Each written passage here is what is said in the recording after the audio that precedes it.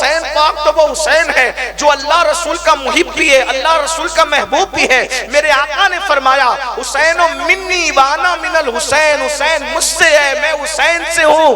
احب اللہ ومن حب حسینا، جو میرے حسین پاک سے محبت کرے گا وہ اللہ کا محبوب ہو جائے گا۔ اور فرمایا حسین و صبت من الاسباط، حسین میرے بیٹوں میں ایک بیٹا ہے۔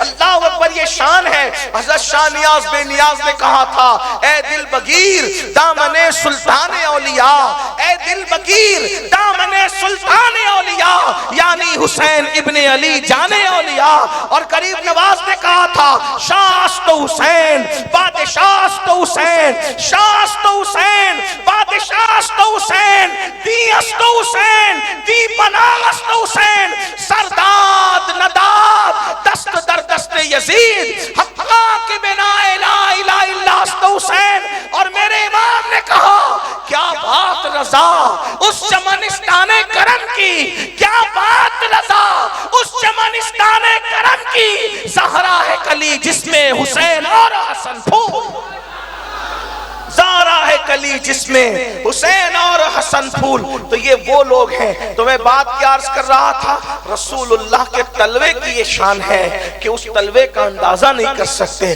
اگر حضور کا تلوہ کسی کو سمجھ میں نہیں آتا تو پھر وہ ایک بات پھر سن لے، تلوہ سرکار غوث پاک کا تلوہ یہ ہے کہ میرے امام کہتے ہیں اللہ اکبر، سر بھلا کیا کوئی جانے کہ ہے کیسا تیرا، اولیاء ملتے ہیں آنکھیں وہ ہے تلوہ تیرا۔ تو ولی جس پر آنکھیں ملے وہ غوث پاک کا تلوہ ہے۔ تو کہتے ہیں سر بھلا کیا کوئی جانے کہ ہے کیسا تیرا، اے غوث اعظم آپ کا سر کون جانے کہ کیسا ہے۔ تو جب غوث پاک کا سر کوئی نہیں جان سکتا تو رسول اللہ کے تلوے کا اندازہ کون کر سکتا ہے۔ مزید نبی کے تلوے کو بیان کرتے ہیں، کس شان سے بیان کرتے ہیں، کہتے آسماں گر تیرے تلووں کا نظارہ کرتا، آسماں گر، ارے یہ تلوے کا جلوہ ہے، آسماں گر تیرے تلووں کا نظارہ کرتا، روز ایک چاند تصدق میں اتارا کرتا، اور چھپ گیا چاند نہ آئی تیرے دیدار کی تاب، سامنے گر کبھی ہوتا بھی تو سجدہ کرتا۔ اللہ اکبر، غور کریں، شان ان کا تلوے کا دیدار کرنے کی حیثیت نہیں رکھتا، یہ تلوہ مصطفیٰ ہے۔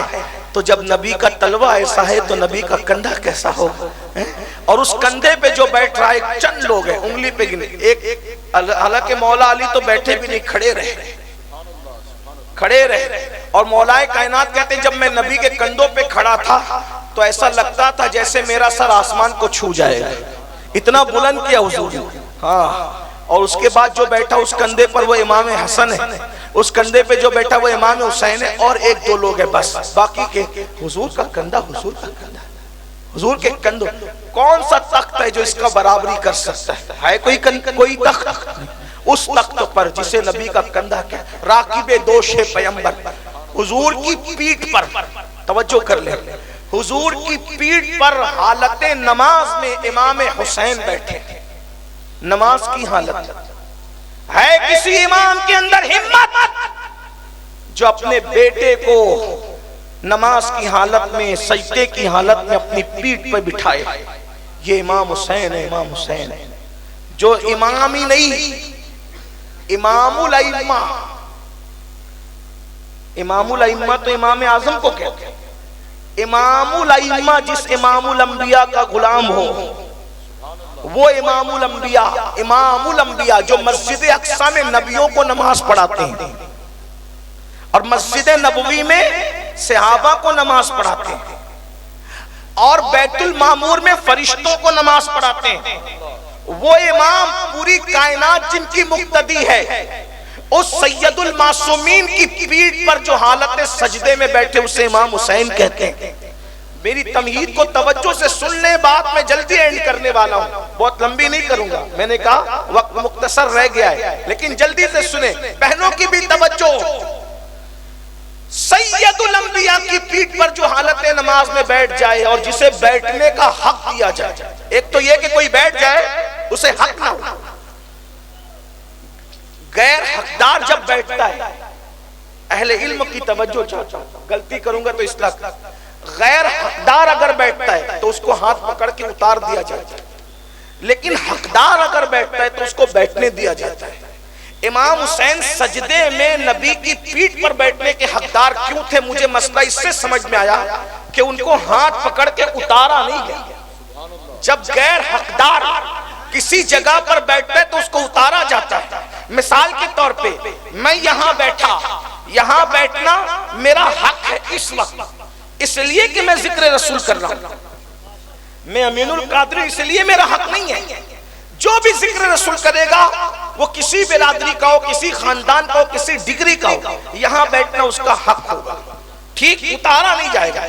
لیکن اگر اس وقت مجھے روک کر کوئی بھی بڑے سے بڑا یہاں کے بیٹھ جائے تو نہ آپ گوارا کریں گے نہ ممبر والے گوارا کریں گے، کیونکہ ذکر رسول سے بڑا ذکر کسی کا ہے نہیں۔ تو جو ذکر کرے گا وہی بیٹھے گا یہاں، تو جو حقدار ہوگا اسی کو بیٹھنے دیا جائے گا، جو حقدار نہیں ہوگا اتار دیا جائے گا۔ اب رسول اللہ نے اپنی پشت پر امام حسین کو بیٹھے رکھا، بٹھائے رکھا، کسی نے اتارا نہیں، تو آپ فوراً کہیں گے امیر القادری بیوقوف نہ بنا، اس لیے کوئی وہاں جا ہی نہیں سکتا تھا۔ اگر جماعت ہو رہی تھی، اگر کوئی جا سکتا تھا تو ہاتھ پکڑ کے اتار دیتا۔ میں نے کہا ٹھیک، چلیں یہ بھی بات ہے کہ اگر وہاں کوئی جا نہیں سکتا تھا، لیکن حضور تو اتار سکتے تھے، مگر حضور نے بھی نہیں اتارا، بلکہ صحابہ نے پوچھا آقا سجدہ اتنا لمبا کیسے کر دیا؟ کیا وحی کا نزول تھا یا پھر کوئی اور بات تھی؟ ہم تو یہ سمجھ رہے تھے کہ کہیں کوئی حادثہ نہ ہو گیا ہو۔ آقا نے فرمایا نہیں، میرا بیٹا حسین میری پیٹھ پر تھا اور مجھے خیال آیا۔ اس پر میں مجاہد ملت کے غلاموں سے نہیں کہوں گا کہ بولو سبحان اللہ۔ ہاں، آپ کو سمجھنا چاہیے، مجاہد ملت کے پڑوس میں رہنے والوں آپ کو سمجھنا چاہیے۔ حضور نے فرمایا مجھے خیال آیا، مجھے خیال آیا۔ نماز میں کس کا خیال آیا؟ کس کا خیال آیا؟ امام حسین، میرا حسین میری پیٹھ پہ بیٹھا ہوا۔ توجہ فرمائے، یہاں تو مولوی نبی کا خیال برداشت نہیں کر رہا ہے۔ مولوی کو 14ویں صدی کے بدعتی مولوی کو نماز میں نبی کا خیال گوارا نہیں ہے۔ ارے امتی کی نماز میں نبی کا خیال گوارا نہیں ہے، یہ امام الانبیاء کی نماز ہے جس میں خیال ہے حسین۔ حسین وہ حسین ہے، حسین وہ حسین ہے جو نبی کی نماز میں بھی خیال میں آ رہے ہیں۔ حسین وہ حسین ہے جو نبی کی نماز میں بھی، اور پھر اللہ عمر کہاں؟ توجہ کریں، قیام کی حالت میں خیال میں نہیں آئے، رکوع کی حالت میں خیال میں نہیں آئے۔ جو نماز کا سب سے عظیم رکن ہے جسے سجدہ کہتے ہیں، جو نماز کی بھی نماز کہہ لیں، نماز کی بھی معراج کہہ لیں، اللہ اکبر، سجدے کی حالت میں خیال آیا کس کا؟ حسین کا۔ اگر میرا بیٹا میری پیٹھ پہ بیٹھا ہے، اگر میں اگر میں سر اٹھاؤں تو میرا حسین گر جائے گا، وہ نہ گرے، اس لیے میں نے سجدے کو طویل کر دیا۔ سبحان ربی الاعلیٰ کہتے رہے، جب تک حسین خود سے اترے نہیں اس وقت تک میرے نبی نے سر کو سجدے سے نہیں اٹھایا۔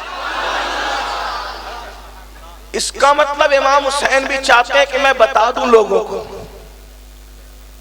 حسین بھی بڑے چالاک ہوشیار تھے، دانا تھے۔ ارے جب ان کے غلام پاگل ہو کے بھی دانا کہلاتے ہوں تو وہ حسین کتنا دانا ہوگا جس کے قدموں کو، جس کے تلووں کو عقل چوم کر عقل کی معراج پاتی ہے۔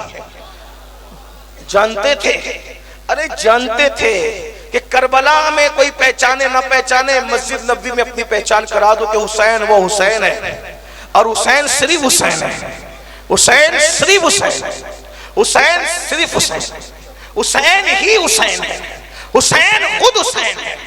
کون؟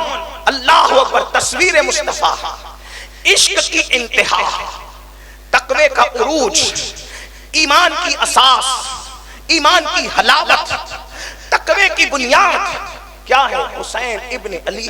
لوگ کہتے ہیں کیسے؟ میں کہتا ہوں قرآن کہتا ہے وَمَن يُعَظِّمْ شَعَائِرَ اللَّهِ فَإِنَّهَا مِن تَقْوَى الْقُلُوبِ کہ جن کے دلوں میں تقوی ہے. کیسے معلوم ہوگا؟ کہ جو اللہ کی نشانیوں کی تعظیم کرتا ہے، توجہ کرنا، جو اللہ کی نشانیوں کی تعظیم کرتا ہے دلوں کے تقوی کی بنیاد پہ کرتا ہے. میں کہتا ہوں یہ سورۃ الحج میں یہ آیت آئی ہے اور کس کے حوالے سے آئی ہے؟ یہ قربانی کے جانوروں کے حوالے سے آئی ہے. دیکھیے شان نزول تو خاص ہوتا ہے لیکن حکم عام ہوتا ہے اس وقت تک کہ جب تک تخصیص نہ کی جائے، جب تک اللہ و رسول تخصیص نہ کرے. یہ بات شاید آپ تفسیر کا اصول ہے آپ کے سر کے اوپر جائیں گی لیکن علماء جانتے ہیں حکم خاص ہوتا ہے لیکن قیامت تک کے لیے، یعنی شان نزول خاص ہوتا ہے، حکم قیامت تک کے لیے عام ہوتا ہے جب تک اللہ رسول تخصیص نہ کریں. مثال کے طور پہ ایک بات آپ کو بتاؤں، جیسے کہ اللہ اکبر، اللہ کے رسول صلی اللہ علیہ وآلہ وسلم سے کوئی سوال پوچھا گیا، اس کے جواب میں کوئی آیت آ گئی تو چونکہ وہ آیت تو شان نزول کے اعتبار سے خاص رہے گی لیکن اس کا حکم قیامت تک عام رہے گا. جیسے مثال کے طور پر فاروق اعظم نے اللہ کے رسول سے عرض کیا یا رسول اللہ لوگ شراب بھی پیتے ہیں، جوا بھی کھیلتے ہیں، اس کے لیے کوئی آواز حکم بیان فرما دے. آیت آ گئی فاروق اعظم کی عرضی پر یا ایھا الذین آمنوا انما الخمر والمیسر والانصاب والازلام رجس من عمل الشیطان فاجتنبوا لعلکم تفلحون. اللہ پاک کے ارشاد فرماتا ہے ایمان والو شراب سے بچو، جوے سے بچو، بت پرستی سے بچو، پانسے سے بچو، یہ شیطانی کام ہے، جو اس سے بچے گا کامیاب ہوگا. یہ کس کے لیے آیا؟ فاروق اعظم کی عرضی پر یہ حکم آیا لیکن چونکہ اس نے اللہ رسول نے تخصیص نہیں کی کیونکہ یہ قیامت تک کے لیے عام کر دیا گیا. اسی طرح اور بھی روایتیں ہیں، پردے کا حکم ہے، اسی طریقے سے حلال و حرام کے دیگر معاملات ہیں. آپ اندازہ فرمائیں میرے آقا صلی اللہ علیہ وآلہ وسلم کے دیوانوں ذرا غور کیجئے، توجہ فرمائیں. اللہ اکبر، امام حسین پاک کی شان کیا ہے، امام حسین پاک کا مقام کیا ہے، امام حسین پاک کا مرتبہ کیا ہے. اللہ اکبر، حسین پاک کی عظمت کا اندازہ کوئی لگائے تو صحیح نہ میرے بھائیوں. اللہ اکبر، میرے آقا صلی اللہ علیہ وآلہ وسلم کے غلاموں ذرا توجہ تو کرو، ہم پیار کس سے کرتے ہیں، محبت کس سے کرتے ہیں، الفت کس سے کرتے ہیں کہ اللہ اکبر امام علی مقام پنجتن پاک صحابہ کرام جن سے ہم پیار کر رہے ہیں، محبت کر رہے ہیں، ان لوگوں کے مرتبے کیا ہے، ان لوگوں کی شانیں کیا ہے، ان لوگوں کی عظمتیں کیا ہے. اللہ اکبر، میرے آقا صلی اللہ علیہ وآلہ وسلم نے سجدے کو طویل کر دیا، سجدے کو لمبا. کس کے لیے؟ کس کے لیے سجدے کو لمبا؟ امام حسین کے لیے. امام حسین نے بتایا کوئی مجھے وہاں پہچانے نہ پہچانے، مسجد نبوی میں لوگ میری شان دیکھ لیں، میری عظمت دیکھ لیں، لوگ میری بزرگی دیکھ لیں کہ میں کون ہوں، کس کے کندھے کا سوار ہوں، کس کے کندھے کا سوار ہوں. اندازہ فرمائیں میں کس کا لعاب چوستا ہوں، میں کس کے سینے پہ چڑھتا ہوں، میں کس کا محبوب ہوں، میں کس کا مطلوب ہوں، میں کس کا منظور نظر ہوں. اللہ اکبر، اسی لیے میں کہتا ہوں کہ امام حسین صرف امام حسین، امام حسین صرف امام حسین ہے. اندازہ کرو، غور کرو، جو قربانی کے جانور ہیں وہ قربانی کے جانوروں کے تعلق سے یہ آیت نازل ہوئی کہ یہ اللہ کی نشانی، اللہ کی نشانی، توجہ، اللہ کی نشانی. اب یہ اللہ کی نشانی ہے، ان پہ کوئی چڑھ نہیں سکتا.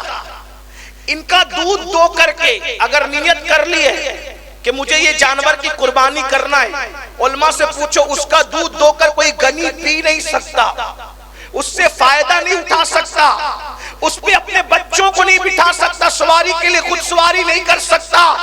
غور کیجئے، توجہ کیجئے، کیونکہ وہ قربانی کا جانور ہے. بھائیو، جو اللہ کی راہ میں قربان ہونے کے لیے جانور کی حیثیت سے منتخب ہو جائے اس کی تعظیم دلوں کے تقوی کی وجہ سے ہے، اور جو عالم ارواح سے رسول اللہ کا فدیہ بن کر کے پیدا ہو اس کی تعظیم اور احترام میں تقوی کے عروج کا عالم کیا ہوگا. اندازہ تو فرمائے جو میرے نام پہ ذبح ہو، آپ کے نام پہ ذبح ہو، وہ اس کی شان یہ ہے کہ اس کی تعظیم دلوں کا تقوی ہے. تو جو رسول اللہ کا فدیہ بن کر جو حضور کی شہادت کے باب کو، سیرت کے باب کو پورا کرے وہ امام حسین ابن علی. کیا شان ہے. حضور کی نماز میں جس کا خیال ہے، اولیاء جس کو مان کر ولی بنتے ہیں، اب اس امام حسین، یہ میں نے تمہید کے طور پہ گھڑی، اس امام حسین جو جنتی جوانوں کا سردار، پیدا ہوتے ہی سرداری دے دی گئی، جنتی جوانوں کا سردار ہے۔ پھر اس کے بعد امام علی مقام کا کردار کیا تھا، اینڈ پہ بات کرنا چاہتا ہوں، اصل عنوان یہ ہے۔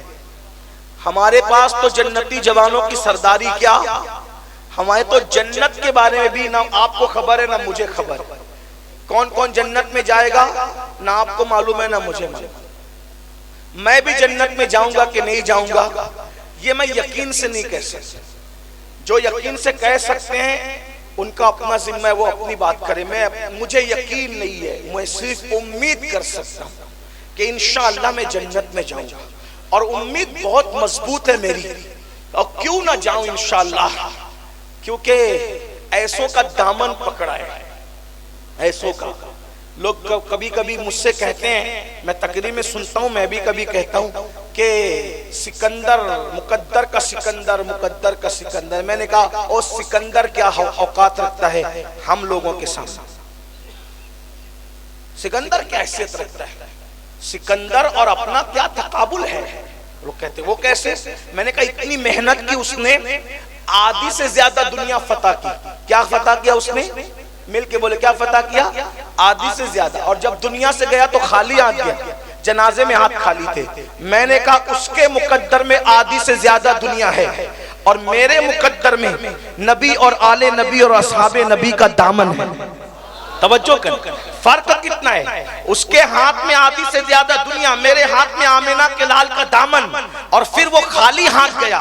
انشاءاللہ میں خالی ہاتھ جنازے میں نہیں جاؤں گا، ایک ہاتھ میں آل نبی کا دامن ہوگا، ایک ہاتھ میں اصحاب نبی کا دامن ہوگا، ہم خالی ہاتھ نہیں جائیں گے۔ اور جو یہ دونوں دامن لے کے جائے گا پھر اس کی قبر کیا ہوگی، تو میرا امام کہتا ہے جنا بنے گی محبان چار یار کی قبر، جو اپنے سینوں میں یہ چار باغ لے کے۔ سکندر ہمارے مقدر پہ ناش کرے، اس کو آدھی سے زیادہ دنیا ملی ہے، اور ہمیں تو آمینہ کے لال کا دامن ملا ہے۔ امید کرتے ہیں کہ جنت ملے گی انشاءاللہ، لیکن ڈر بھی ہے اگر اللہ ناراض ہو گیا تو، یہ خاص بات، اگر اللہ ناراض ہو گیا تو اس لیے زیادہ اچھل کود نہ کیا کرو۔ جب نبی کے بیٹے کو اللہ جہنم میں ڈال سکتا ہے، بات میں اینڈ کی طرف لے جا رہا ہوں، عنوان یہی کہنا تھا، میں نے ابتدا تمہید کے طور پہ باندھی تھی۔ جب نبی کے بیٹے کو جہنم میں ڈال سکتا ہے، جب نبی کی بیوی کو جہنم میں ڈال سکتا ہے، میری بہنوں کی بھی توجہ، کیا لوگ بھول گئے؟ او حرام کے لقمے کھا کر کے اپنے آپ کو جنتی سمجھنے والوں، شراب اور جوے میں ڈوب کر اپنے آپ کو جنتی سمجھنے والوں، عورتوں پر پاپ کی نظریں ڈال کر اپنے آپ کو جنتی سمجھنے والوں، پورے ہفتہ مسجد کا منہ بھی نہ دیکھ کر اپنے آپ کو جنتی سمجھنے والوں، جنت کے ٹھیکیداروں، تمہیں اس بات کا احساس ہونا چاہیے کہ جب لوط علیہ السلام کی ایک بیوی کو اللہ جہنم میں ڈال سکتا ہے، نوح علیہ السلام کی ایک بیوی کو اللہ جہنم میں ڈال سکتا ہے، نوح علیہ السلام کے ایک بیٹے کو اللہ جہنم میں ڈال سکتا ہے، ہم کون ہیں بھائیو؟ ہم کون ہیں؟ ہم نہ نماز پڑھتے ہیں، بلکہ نماز تو دور کی بات، ہم تو پاک بھی نہیں رہتے، کھڑے کھڑے پیشاب کرتے ہیں۔ ہنسنے کی بات نہیں ہے، ہنسنے کی بات نہیں۔ میں سوچتا ہوں یزید ناپاک تھا، پلید تھا، امام حسین نے اس کے ہاتھ میں ہاتھ نہیں دیا۔ بھائیوں ہم لوگ کھڑے ہو کے پیشاب کرتے، قیامت کے دن کیا ہمارا ہاتھ اپنے ہاتھ میں لے لیں گے؟ لوگ کہتے ہیں تم لوگ کیا باتیں کرتے ہیں، امین القادری امام حسین ہمارا ہاتھ اپنے ہاتھ میں نہیں لیں گے۔ میں نے کہا میرے بھائی جب صحابی کے بیٹے سے اتنی نفرت کرتے ہیں اس کی ناپاکی کی وجہ سے، ہمارا باپ تو کوئی صحابی نہیں نا، غور تو کریں، توجہ تو کریں۔ یہ شاعری کی دنیا اور ہے، لطیفے بازی کی دنیا اور ہے، ہاتھ میں ہتھیلی پر چاند اور جنت دکھانے کی دنیا اور ہے، قرآن اور حدیث کی دنیا اور ہے، سچائی کی دنیا اور ہے، صداقت کی دنیا اور ہے۔ اللہ کے بندوں سوچو، جب صحابی کا بیٹا شراب پیتا ہے تو امام حسین اس سے اتنی نفرت کرتے ہیں۔ ہمارا باپ تو کوئی صحابی نہیں نا، اگر ہمارے اندر سے کوئی شراب پیے تو امام حسین اس سے کتنی نفرت کریں گے، اس سے مصافحہ کیسے کریں گے قیامت کے دن؟ جوا کھیلنے والوں سے مصافحہ کیسے کریں گے قیامت کے دن؟ تو سن لو، جب نبی کی حضرت لوط علیہ علیہ السلام کی بیوی ایک بیوی جہنم میں جائے گی، نوح علیہ السلام کی ایک بیوی جہنم میں جائے گی، نوح علیہ السلام کا ایک بیٹا جہنم میں جائے گا، ہم کون ہیں؟ امام حسین نے یہی بتایا، پیدا ہوئے تو جنتی جوانوں کے سردار کا ٹائٹل دیا گیا، لیکن اس امام حسین کی زندگی کیا تھی؟ بالغ ہونے سے پہلے امام حسین کا کردار یہ تھا کہ زندگی کی کوئی نماز کبھی نہ چھوٹی، زبان سے پوری زندگی کبھی جھوٹ نہیں بولا، انسان کا دشمن کریت کر انسان کا عیب نکالتا ہے۔ میدان کربلا میں امام حسین بار بار بول رہے تھے، جب خطبہ دیتے تھے تو بار بار بولتے تھے، بتاؤ میں نے کبھی جھوٹ بولا ہے؟ اتنے سارے کوفی موجود تھے، اتنے سارے شامی موجود تھے، اتنے سارے دیکھنے والے موجود تھے، وہ لوگ کہہ سکتے تھے نا ہاں فلاں مقام پہ بولا تھا۔ امام حسین دشمن سے پوچھنے، بتاؤ میں نے جھوٹ بولا ہے؟ میں کہتا ہوں اگر یہاں بیٹھے بیٹھے انٹرنیٹ پہ تقریر نشر ہو رہی ہے، ممبر پہ بیٹھا ہوا کوئی آدمی بول دے بتاؤ میں نے کبھی جھوٹ بولا ہے، میں توہین نہیں کر رہا ہوں ممبر والوں کی، لیکن صرف مثال دے رہا ہوں تاکہ امام حسین کی شان آپ کو پتہ چلے۔ تو بھائیو ابھی کمنٹس آنے لگیں گے، ہاں حضرت فلاں مقام پر تو وعدہ کر کے نہیں آئے تھے، فلاں مقام پر تو ایسا ہو گیا تھا، فلاں مقام پر تو آپ نے یہ کہہ دیا تھا۔ بھائیو یہ ہمارا حال ہے، دوست تو لوگ گواہی دیں گے کہ ہم کیا ہے، مگر وہاں دشمن جان کے دشمن سے پوچھتے ہیں، بتاؤ میں نے جھوٹ بولا ہے؟ بتاؤ میں نے حرام مال کھایا ہے؟ بتاؤ میں نے کسی کی حق تلفی کی ہے؟ بتاؤ میں نے کبھی نماز چھوڑی ہے؟ بتاؤ میں نے کبھی کسی کا قتل کیا ہے؟ لیکن حیرت کی بات یہ ہے کوئی دشمن بھی، شمر جیسا دشمن بھی، امر ساج جیسا دشمن بھی، اللہ فلاں جیسے دشمن بھی سامنے کھڑے، جان کے دشمن سامنے کھڑے، کسی میں جرت نہیں ہے کہ میرے حسین کو جھوٹا کہہ سکے۔ حسین وہ سچا ہے جس کے دشمن بھی ان کی سچائی کی گواہی دے رہے ہیں، حسین وہ نمازی ہے جس کے سجدوں کی گواہی اس کے دشمن بھی دے رہے ہیں، حسین وہ باکردار ہے جس کے دشمن بھی اس کے کردار کی گواہی دے رہے ہیں۔ اللہ اکبر۔ تو بچپنے میں بھی کبھی جھوٹ نہیں بولا، بچپنے میں کبھی کسی کی غیبت نہیں کی، لیکن اللہ اکبر اتنا تقوی، اتنی پرہیزگاری کے ساتھ زندگی گزارنے کے باوجود جس کو جنتی جوانوں کا سردار کا، جنت جس کے باپ کی تھی، باپ کی جنت جس کے باپ کی تھی، میرے آقا نے فرمایا یا علی، حدیث پڑھ رہا ہوں، کیا فرمایا آقا نے؟ یا علی، یا علی، حدیث میں آئے کیا سمجھے یا علی؟ یا علی کہنا حضور کی سنت ہے۔ حضور کیا کہہ رہے ہیں؟ یا علی۔ کچھ لوگوں کو تکلیف ہوتی ہے یا علی کہنے سے، یہ علی علی کب سے شروع کر دیا؟ میں نے کہا حضور کی سنت ہے، آقا کی سنت، اور جو چیز سنت ہوگی وہ کبھی رافضیت نہیں ہو سکتی۔ صحابہ کا بغض رافضیت ہے، یا علی کہنا رافضیت نہیں ہے۔ رافضیوں نے تو ہم سے چرایا ہے یا علی کہنا، ارے جب ہم نے کہنا چھوڑ دیا تو دشمنوں نے شروع کر دیا، جب تک ہم کہتے رہے تب تک کوئی بدعتی کہنے کی جرات نہیں کرتا تھا۔ ارے یا علی تو وہ ہے جب تک علی علی نہیں کرتا تب تک خدا کا ولی نہیں بنتا۔ اگر یقین نہ آتا ہے تو مطلع القمرین اٹھا کے پڑھ لے، اگر یقین نہیں آتا تو اس کے مرتضوی اٹھا کے پڑھ لے۔ میرا امام کہتا ہے سلامی جس کے در کا ہر ولی ہے، سلامی جس کے در کا ہر ولی ہے، علی ہے ہاں علی ہے ہاں علی ہے۔ کبھی دیوار ہلتی ہے، کبھی در کانپ جاتا ہے، علی کا نام سن کر اپنی خیبر کانپ جاتا ہے۔ یہ مولا علی کی شان ہے، وہ علی آقا یا علی، اے علی انتا قسیم الجنت والنار، اے علی تو جنت اور جہنم کا بانٹنے والا ہے۔ جس کا باپ جنت بھی بانٹے اور جہنم بھی بانٹے وہ امام حسین۔ لیکن غور کریں ذرا، فرمایا اے علی تو ساقی حوض کوثر ہے، تو حوض کوثر پہ جام پلانے والا، انت منی وانا منک، اے علی انت منی وانا منکا، تو مجھ سے ہے میں تجھ سے ہوں۔ حضور نے ان کے لیے فرمایا، ان کے بابا کے لیے فرمایا، توجہ کریں ذرا، ایسے باپ کا بیٹا ہے میرا مولا حسین پاک۔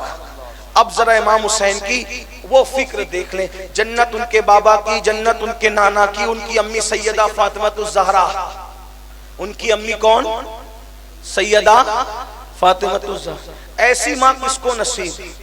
ہماری مائیں کنیزوں میں نام آ جائے تو اپنی معراج ہے، ان کی امی جان جن کے حجرے میں اجازت کے بغیر جبریل نہ ہے، ان کے گھر میں بے اجازت جبرائیل آتے نہیں۔ قدر والے جانتے ہیں قدر شانے، یہ خاندان ہے، نسل بھی بے مثال ہے، اصل بھی بے مثال ہے۔ نسل میں غوث اعظم جیسے لوگ، غریب نواز جیسے لوگ، امام زین العابدین جیسے لوگ، یہ نسل ہے، اور اصل میں رسول اللہ سید الانبیاء ہیں۔ لیکن اب سنیے جو اینڈ پہ جو پیغام دینا وہ یہ، اتنے بڑے باپ کے بیٹے، اتنی بڑی ماں کے بیٹے، خود اتنے بڑے بھائی ان کے بڑے، ان کا خاندان بڑا، سب بڑا ہی بڑا بڑا ہی بڑا بڑا ہی بڑا معاملہ، وہاں چھوٹی کوئی چیز ہے ہی نہیں۔ جو غلام ہو جائے وہ بھی بڑا ہو جائے، جو دروازے پہ جھاڑو لگا لے وہ بھی چھوٹا نہیں رہ جائے، وہی بڑا ہی بڑا، بڑا ہی ہر چیز بڑی ہے۔ ارے جو وہاں کی غلامی کر لے سچے دل سے، اس کو بھی لوگ صرف حضرت کہنے پہ اکتفا نہیں کرتے، بلکہ جو سچے دل سے غلامی کر لے وہ بھی اعلیٰ حضرت ہو جاتا ہے۔ مارائرہ شریف سے آواز آتی ہے، خان زادہ سیدوں کا اعلیٰ حضرت بن گیا، خان زادہ سیدوں کا اعلیٰ حضرت بن گیا، کیونکہ اس نے زندگی بھر کی تھی مدحت نور کی، کیونکہ اس نے زندگی بھر کی تھی مدحت نور کی، یعنی کوئی وہاں اتنا رہ نہیں جاتا ہے۔ بھائیو جب غلام اعلیٰ ہو جاتا ہے، غلام اعلیٰ ہو جاتے ہیں، وہ خاندان کی بات ہی نرالی ہے، کیا خاندان ہے میرے حسین پاک کا، لیکن اتنا بڑا خاندان ہونے کے بعد بھی اب سنیے، اب سن لیں، امام حسن البصری سید التابعین خیر التابعین امام حسن بصری جو ولیوں کے ولی ہیں، سلسلہ چشتیہ قادریہ کے بڑے بزرگوں میں، یعنی سارے بزرگوں کا سلسلہ چشتی ہو، قادری ہو، سہروردی ہو، امام حسن بصری سے مولا علی تک جاتا ہے، مولا علی سے حضور تک جاتا ہے۔ وہ فرماتے ہیں میں حج کو گیا، جب میں حج کو گیا تو حج کو جانے کے بعد میں نے دیکھا کہ ایک بندہ حرم میں ایسے چپکا ہوا ہے زمین پر جیسے گیلا کپڑا اگر کسی فرش پہ رکھا جائے تو وہ کیسے چپک جاتا ہے، چمک کی طرح، میگنیٹ کی طرح کیسے چپک جاتا ہے گیلا کپڑا، ویسے کوئی بندہ زمین پہ چپکا ہے، اور زمین پہ چپک کر ایسا رو رہا ہے دھاڑے مار مار کے، آہوزاری کر کے، کہ اس کے آنسو بہہ رہے ہیں۔ اس کے آنسوؤں کو دیکھ کر مجھے ترس آیا، یا اللہ کوئی آخرت کو یاد کر کے تیرے خوف سے اتنا بھی رو سکتا ہے؟ آنسو بہہ رہے آنسو، خشک نہیں ہو رہے، بہہ رہے آنسو۔ مجھے ڈر لگا یہ روتے روتے مر نہ جائے، مجھے ڈر لگا کوئی مقرر، جذباتی مقرر ایسی تقریر گلو میں کر گیا اللہ کے خوف اور آخرت پر کہ یہ اس سے متاثر ہو کر کے اللہ سے نا امید ہو کے رونے لگا ہے۔ یہ کسی قصہ گو وائز، کسی واز کرنے والے کی تقریر سے متاثر ہو گیا ہے۔ مجھے جلدی سے اس کو تسلی دینا چاہیے کہ اللہ کے بندے اتنا بھی آخرت کے فکر میں نہیں روتے، اتنا بھی اللہ کے خوف سے نہیں روتے، ارے روتے تو ہیں لیکن اللہ سے امید بھی کرتے ہیں۔ بس میں سوچنے لگا اللہ نہ کرے کہ سجدے میں اس کی جان نہ نکل جائے، یہ کوئی دیہاتی تو نہیں ہے، یہ کوئی بے پڑھا لکھا تو نہیں ہے، میں اس کو تسلی دوں گا، اس کو سمجھاؤں گا کہ بندے روتے بھی ہیں، امید بھی کرتے ہیں، اتنا نہیں روتے، اتنا آنسو نہیں بہاتے۔ ایسے میں نے دعا کی اللہ جلدی سے اس کو توفیق دے دے کہ یہ سجدے سے سر اٹھائیں تاکہ میں اس کو تسلی دوں۔ حضرت امام حسن بصری کہتے ہیں لیکن میں نے جب لباس پہ توجہ کی تو میں سمجھ گیا یہ دیہاتی کا لباس نہیں، یہ کسی ان پڑھ کا لباس نہیں، یہ کوئی پڑھی لکھی۔ اللہ آپ لوگوں کو کھڑے رہنا آج کا، قیامت کے دن کھڑے رہنے سے آپ سب کو بچا لے۔ اب کوئی کسی کو کچھ نہ کہے، کوئی کسی پہ ناراض نہ ہو، ایک بار بلند آواز سے نبی اور آل نبی پہ درود شریف پڑھے، میں اپنی بات کرتا ہوں۔ اللہ رب محمد صلی اللہ علیہ وسلم نحن عباد محمد صلی اللہ علیہ وسلم وعلا ذوی وآلہ ابد الدہور وکرما صلاۃ و سلام علیک یا رسول اللہ صلی اللہ تعالی علیہ وسلم۔ اب توجہ میری طرف کر لیں، کوئی آنا جانا اٹھک بیٹھک نہیں کریں، آپ بہت اچھے لوگ ہیں، تھوڑا سا محفل کے آداب سیکھیں، محفل کا خیال کریں۔ بھائیو یہ وہ محفلیں ہیں جب ہم کسی کا ذکر کرتے ہیں نا تو یہ آقا لوگوں کی نظر محفل پہ ہوتی ہے، یعنی اگر آپ سیدہ کے لالوں کا ذکر کر رہے ہیں آپ یہ مت سمجھو کہ یہ چند مولوی لوگ بیٹھے ہیں، علماء بیٹھے ہیں، محدثین بیٹھے ہیں، مبلغین بیٹھے ہیں، ناطقاں بیٹھے ہیں۔ بھائیو یہ جو بیٹھے ہیں یہ بیٹھے ہیں، یہ جو نظر آتے ہیں یہ کچھ نہیں ہے، یہ لوگ وہ جو نظر نہیں آ رہے نا ان کی نظر آپ لوگوں پر، ہم لوگوں پر ہے۔ ان محفلوں کے اندر نصیب بدلتے، تقدیریں بدلتی ہیں، ان محفلوں میں دعائیں قبول ہوتی ہیں، ان محفلوں میں بیٹھنے والے جہنمی لوگ جنتی ہو جاتے ہیں۔ یہ وہ محفلیں ہیں، آپ ان محفلوں کو معمولی مت سمجھیے، یہ وہ محفلیں جن میں 40 جمع ہو جائیں مومن تو اس میں ایک اللہ کا ولی ہوتا ہے۔ جہاں ہزاروں مومن جمع ہو، اس میں کتنے اللہ کے ولی بیٹھے ہوئے آپ کو خود کو خبر نہیں ہے۔ ہو سکتا ہے آپ کے بازو میں ولی بیٹھا ہو، آپ کو خبر نہیں، کسی کی پیشانی پہ نہیں لکھا ہے۔ ہم تو اس لالچ سے آپ کے درمیان آتے ہیں کہ وہ بیٹھے ہوئے میں کسی کی نظر پڑ جائے اپنے پر، اس ولی پر، تو اپنا بھی بیڑا پار ہو جائے۔ بھائیو، اس لیے ان محفلوں میں ادب سے بیٹھو، توجہ سے سنو، اور پھر میرا حسین پاک تو وہ حسین ہے جو اللہ رسول کا محب بھی ہے، اللہ رسول کا